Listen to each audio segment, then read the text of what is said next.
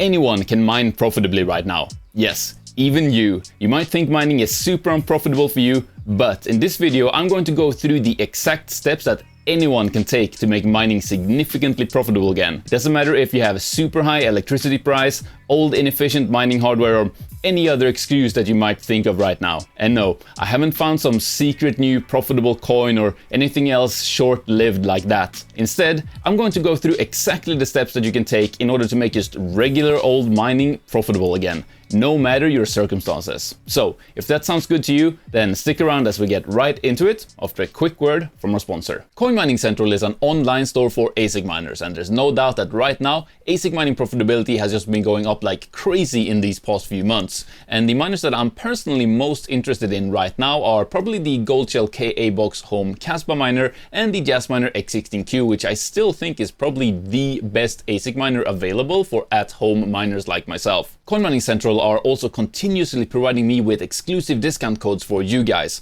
like the code 𝗧, which gives you $125 off on every miner in your order. I am also very excited to tell you that Coin Mining Central have recently launched a loyalty program that lets you earn points in loads of different ways, like signing up for their newsletter or following them on social media. You also earn points on every order you make with them, and these loyalty points can then be redeemed for massive discounts on your next purchase. Now, on top of this, with Coin Mining Central, worldwide express shipping is always free, and there are never any added payment fees during checkout or anything like that. The listed price is always the total cost you'll pay for the miners. And I did a lot of research before I decided to partner up with Coin Mining Central, and there were two clear things that stood out to me about them. The first one being that as opposed to most other ASIC vendors that are based overseas, Coin Mining Central is registered and run out of England, Europe, which means they have to adhere to the very strict regulations for customer support and personal detail protection that we have over here. And of course, all brand new miners also come with a full manufacturer warranty. The second thing is their pretty much spotless track record of delivering miners to happy customers like you guys for well over 5 years at this point. So please go check them out today. I'll have the discount codes and link for you down in the video description. Alright, if you've had to turn off some or all of your mining hardware sometime during these past 2 years or so, then please let me know why and what happened down in the comments, because I'd love to hear more about, your guys' situations in general, just so that I can, make more helpful videos. Or if you've been able to keep mining during this time, then please share how you managed to do that as well. But just know that nothing in this video is financial advice. And with that out of the way, let's start out by just quickly talking about unprofitability in mining. Well, being unprofitable simply boils down to paying more for the electricity your mining gear uses than the crypto you are mining with it actually is worth. Of course, in some cases you can solve this by just making sure you are mining the most profitable coin that your hardware can mine. And by the way, you can check what that coin is on sites like hashrate.no for GPU mining, rabidmining.com for CPU mining, and what2mine.com for ASIC mining. But for the rest of the video, we are going to focus on the other side of that equation, lowering your power cost. Because to increase our profitability, we can, yes, increase our income by, for example, mining a more profitable coin, but we can also decrease the expenses by, using less power and or lowering our electricity price. And yes, I promise anyone can do this to the point where mining becomes significantly profitable again. Even you. But on top of those two main categories, lowering your power usage and lowering your electricity price, I also have quite a few other bonus tips for improving your mining profitability that I'll throw in at the end of this video. So I guess you just simply have to watch the whole video and not click off early so that you don't miss those, okay?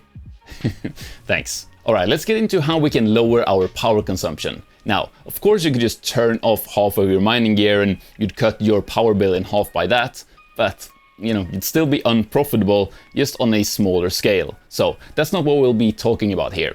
Instead, we're going to look at how we can both squeeze more profit out of each watt of power you use, as well as how we can lower the amount of watts we are using without losing any of our profits. And These tips are going to vary in scale, some saving more than others, but of course, doing as many of them as possible together is how we will save the most. And with that in mind, the first thing you probably want to do is look into your overclock settings. You can squeeze a lot more performance out of every watt of power with proper overclocking and undervolting of your GPUs and CPUs. And while copying OC numbers from websites can be a good start and get you somewhat close, the truth of the matter is that every single GPU and CPU is unique, and you can usually get significantly better mining efficiency, meaning more hash rate per watt of power, by individually tweaking the overclock settings for every GPU and CPU in your mining rigs. Sure, it does take a lot of time, but it definitely can make a significant difference.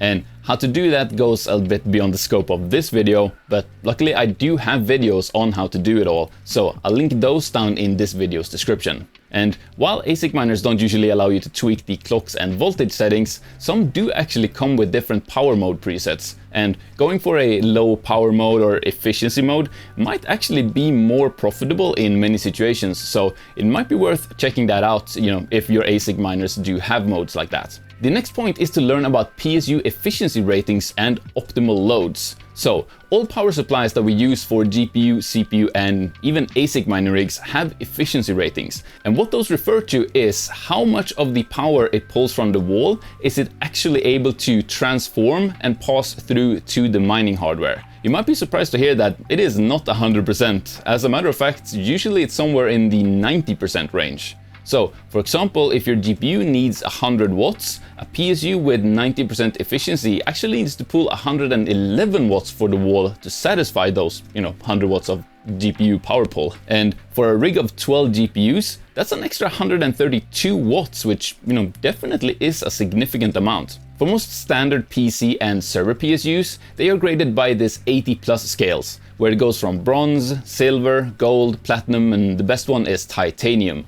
I'll put a scale up on the screen here where you can see the efficiency performances for, the different ratings. You might also notice in the scale here that the PSUs perform differently depending on how much load you are putting on them, and this is also something that can make a massive difference. Take this gold rating here, for example, where at full load it gives you 87% efficiency, but at half load it gives you 90%. Sure, using 3% less power isn't exactly going to make a world of difference, but again, the point here is to combine as many of these different tips as possible, and together they can have a compounding effect that takes you out of unprofitability and into profitability. And what that looks like practically with this case of optimal loads is that you can look up the optimal load for the power supplies that you have. Usually this is displayed as a curve graph in the manual, and using that you'll be able to see how many watts to use from each of your power supplies to get the best efficiency possible. And you can then use that knowledge to reshuffle your rigs to get closer to optimal power draw from each of your PSUs. Alright, next tip is to try and consolidate your rigs as much as you can. What this means is try to put as many GPUs per rig as possible. For example, one rig of 12 GPUs is better than 2 rigs of 6 GPUs each. The reason for why this is better is because now there's one less set of all the components that need power but don't produce any hash rate. One less motherboard, one less storage device, one less set of RAM, and so on. In my experience, you save, somewhere between 60 and 120 watts per rig that you are able to remove by consolidating this way. And here's an additional tip: combine CPU and GPU rigs. Instead of building separate GPU and CPU rigs, you can build a CPU mining rig and then hook up your GPUs to it. You will have CPU and GPU mining on the same rig, saving additional power. Some other quick tips for saving on power is to always keep your mining software updated to the latest version, as mining efficiency updates come out really frequently. You should also constantly keep an eye out for new overclocking trips that could lower the power consumption. You can also remove any unnecessary RGB components or effects that use additional power, and so on. Another thing that can make a massive difference is to not overlook your cooling setup for your mining farm.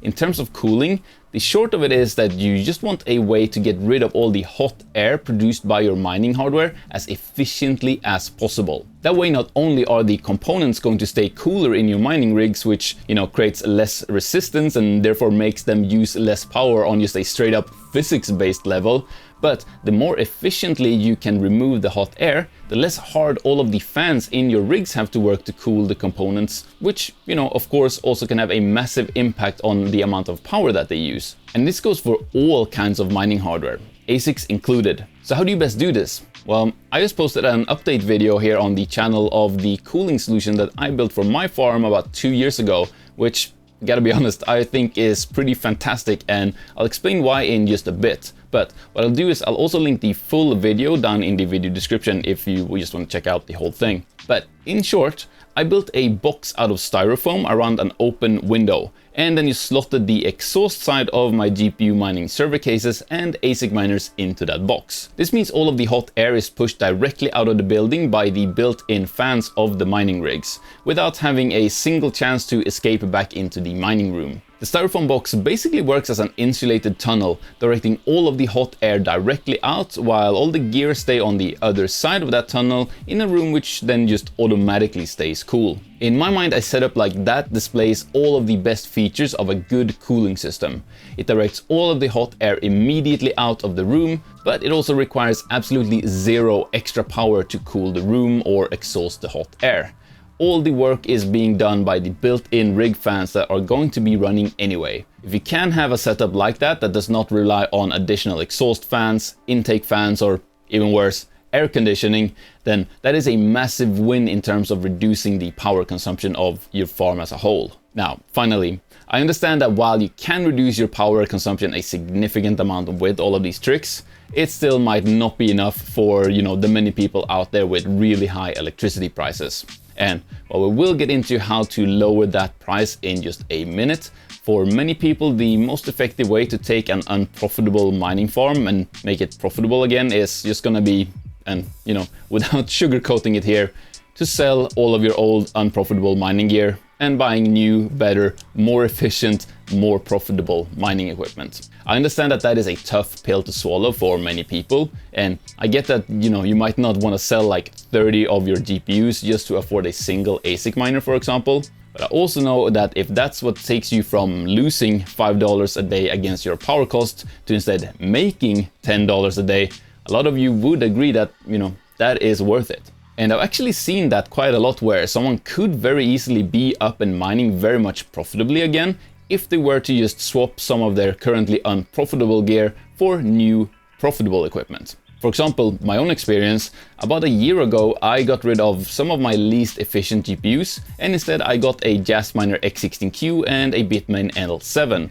and both of these have stayed significantly profitable this whole year, even at my 14 to 15 cents per kilowatt hour power price, and they've definitely made me way more money than a bunch of turned off GPUs just sitting in rigs gathering dust would have. Oh, and quick plug here, if you do want to buy some ASIC miners, I always keep an up-to-date list of my current top 5 down in the video description, together with the best discount codes I was able to get for you guys. So either go check that out down in this video's description, or I guess if you're watching this video in the future, then go check out the description of my latest video. But final tip for how to lower your power consumption. If possible, for those of you with 120 volt power, if you do have the opportunity to in some way get your stuff mining on 240 volt circuits instead, most hardware is actually significantly more efficient on 240 volt compared to 120 volt. Now, getting an electrician to come over and install a fully dedicated 240 volt service might not exactly be a, cost efficient way to save a few watts. But if you are in some sort of situation where you are choosing between 120 and 240 volt, then going with 240 volt is usually the better bet. Okay, next, let's get into how you can lower your electricity price, starting with some conventional ways and then moving over to some more unusual ways that you probably haven't tried yet. But the first step is to make sure you fully understand your power bill, because they definitely make sure to make it as complicated as possible, so you feel like you never know exactly how much you're paying, to who and why. Usually there are actually 2 parts to the bill, one for the supply or line rental and one for the actual usage. Alright, then once you feel like you've wrapped your head around all of the different parts of your bill and exactly how much you're paying, to who and for what, next up is learning everything you can about the power situation in your area. And that's because there might be tax incentives you're not taking advantage of, there might be certain deals you can take part in, you might be eligible for some sort of relief or refund, you might qualify for cheaper business or agricultural power rates, or discounts if you use a certain amount of power each month. You know, the list goes on and on. A couple of other examples I've seen of stuff like that is that some places have special super cheap overnight power rates for people with electric cars.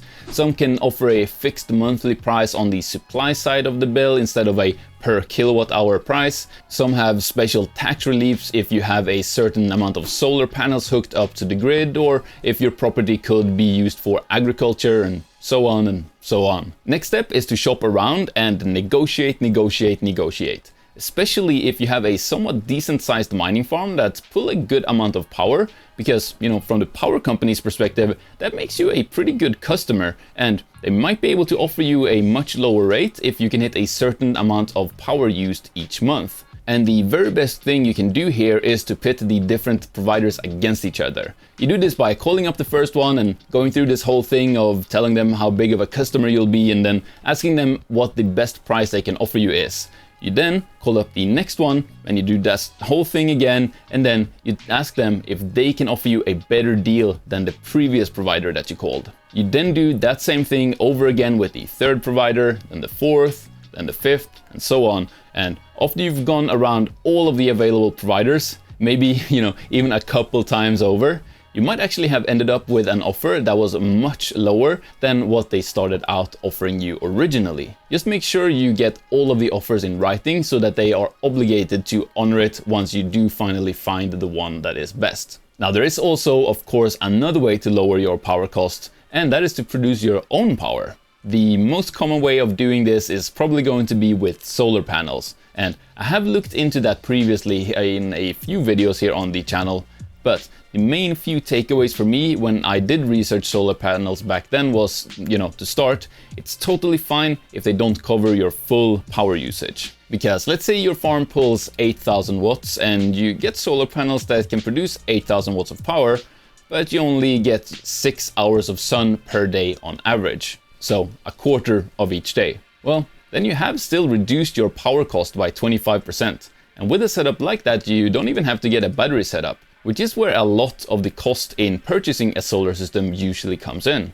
And not only that, but solar panels themselves normally come with like a 25-year warranty, which means that they tend to last even longer than that. So that means that even if you don't end up using the solar panels for mining, they'll probably end up saving you a pretty decent amount of money on just regular power usage in the home in the long run anyway. Take that and put it together with all of these green energy tax breaks that are available in many regions, and solar panels could just straight up be a good investment in general, regardless if you're even gonna be mining with them or not. But again, not financial advice, of course.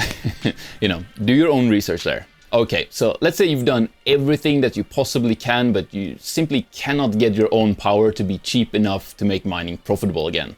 Well, you are still not out of option, not by a long shot actually. Because if your power is too expensive, then why not just use someone else's power? There are actually so many possibilities here that you could explore. For example, you could look around to see if there are any local businesses, factories, or warehouses with cheap industrial power rates that wouldn't mind you putting up a few miners in their facilities. Or there might be farms around with cheap agricultural power rates that would let you put up some GPU rigs somewhere to help keep their chicken coops warm or whatever. Another option is you might have friends or family in a different state or country where power is cheaper that wouldn't mind you running a few rigs or miners in their basement or attic or garage or something along those lines. So there's that, and probably 1,000 other potential options and opportunities that I haven't even thought of yet. But guess what? Even if you come up empty-handed at this stage, there's still one last option for you. And this is an option that I believe basically everyone should be able to do. Setting up your mining equipment in a specific crypto mining facility with a hosting company. Usually how this works is that you just send them your miners and they then just charge you either a fixed fee per month per rig or a price per kilowatt hour that your rigs use. For example, they might pay 5 cents per kilowatt hour to their electricity provider, and they then mark that up to maybe 8 cents per kilowatt hour for you, and that is how they make their money. And currently there are plenty of hosting companies that offer cheap enough kilowatt-hour rates to make mining significantly profitable. And keep in mind, included in that price, they usually also maintain your hardware and guarantee uptime. And as a plus, you also don't need to have it all in your home, heating up your house and being loud. Of course, you are trusting them with your hardware, so make sure you do your research and go with a trustworthy hosting company. I say that because hosting used to be a somewhat shady business, but thankfully as crypto mining as an industry has grown, a fair few trustworthy companies have emerged and risen to the top. The obvious one that I'm going to mention is Terra Hosting. I've talked about them, many times before on the channel because there are a few things about them that do set them apart in my mind. Mainly the fact that they offer both ASIC and GPU hosting, and also the actual quality of their hosting, which is amazing, meaning the standard and security of the facilities that they are, hosting your hardware in. And probably most importantly, the fact that it is run by 3 well-known people in the crypto mining space: Hawk Crypto, Mining King, and Vistang from GPU Risers. Since they are all public figures, there is a great level of accountability there, making Terra Hosting way more trustworthy in my opinion. Now, I don't have any discount code or affiliate link or anything like that for them, but I will put a link to their website in the video description, and if you do contact them, why don't you tell them that 𝗧 sent you? One last thing to keep in mind with hosting is that you might need to standardize your hardware a bit, meaning they usually don't take, whatever old mining rig you have. With GPU hosting, you usually just send them your GPUs and then they put them in their own server cases, where there might be either a rental fee or an upfront cost to purchase the server cases. Or another very common approach here, you can just sell whatever mining hardware you might have at home now and buy ASIC miners that are good and profitable for that money.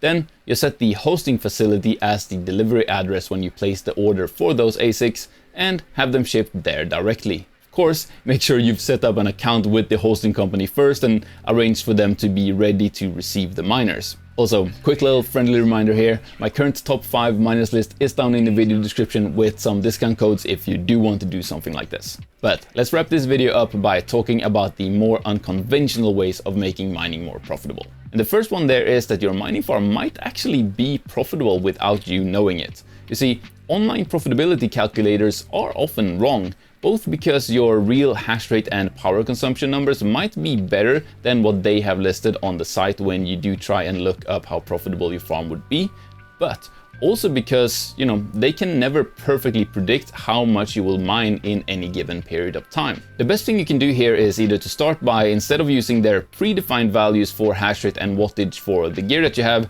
enter your own real-life numbers into the calculators. That should give you a slightly better idea of how profitable you might actually be. But the best thing you can do is to just run your mining farm and see how much it makes, and then compare that to what the calculators said. I've had instances where I've done just that before, and I actually ended up being significantly more profitable than the calculator said that I would be, but I've also had the opposite a few times. Second tip is that if you want to, you can choose to view your farm as a whole instead of looking at individual miners or rigs. For example, you might have one very profitable ASIC miner, 2 CPU rigs that are just below breaking even, and 1 GPU rig that is slightly unprofitable. But instead of turning the CPU and GPU rigs off, you can just decide that the significant profitability of the ASIC miner makes up for the slight unprofitability of the other rigs, and this way your farm as a whole is still profitable and you also stack way more crypto every day than if you were to turn those 3 rigs off.